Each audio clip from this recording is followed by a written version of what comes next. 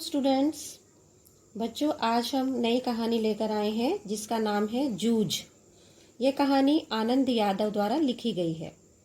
जूझ शीर्षक कहानी कथानायक आनंदा के जीवन संघर्षों से संबंधित है। आनंदा का मन पाठशाला जाने के लिए बहुत लालायित रहता था, किंतु पारिवारिक दुविधाओं के कारण वह अपनी इच्छा की पूर्ति नहीं कर सका। लेकिन इस कहानी के माध्यम से लेखक ने आनंदा के संघर्ष की मार्मिक चेतना को पाठकों के सामने जीवंत कर दिया। आनंदा के परिवार में उसके पिता और माता रहते थे। आनंदा अपने पढ़ने की बात अपने दादा से नहीं कर पाता था, क्योंकि उसके पिता अच्छे आचरण वाले नहीं थे और इसके साथ साथ वे गुस्से वाले भी थे और सारा दिन गांव में घूमते रहते थे। वे घर गृहस्थी के किसी भी काम में हाथ नहीं बटाते थे और खेत का सारा काम भी आनंदा से ही करवाते थे। यही कारण था कि वे आनंदा को पाठशाला भी नहीं भेजना चाहते थे।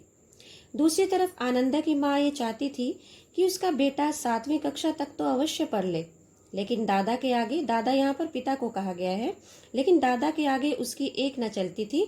आनंदा और उसकी माँ ने दत्ताजी राव के पास जाने की सोची, क्योंकि वे ही पाठशाला जाने के लिए दादा को समझाकर राजी कर सकते थे।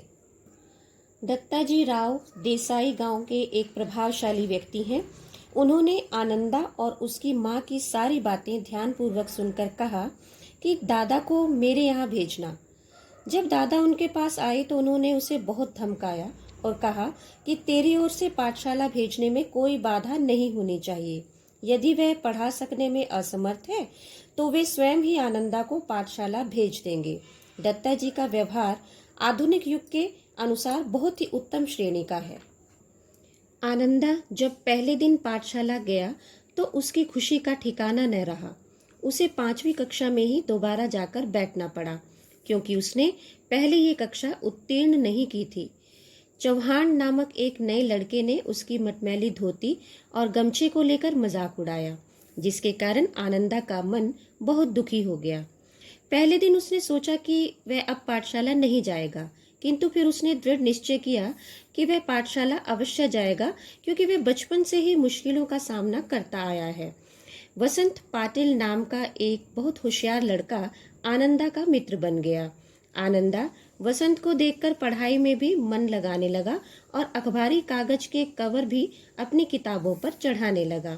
अब उसे भी कक्षा में शाबाशी मिलने लगी। उसे पाठशाला जाने में बहुत आनंद आने लगा।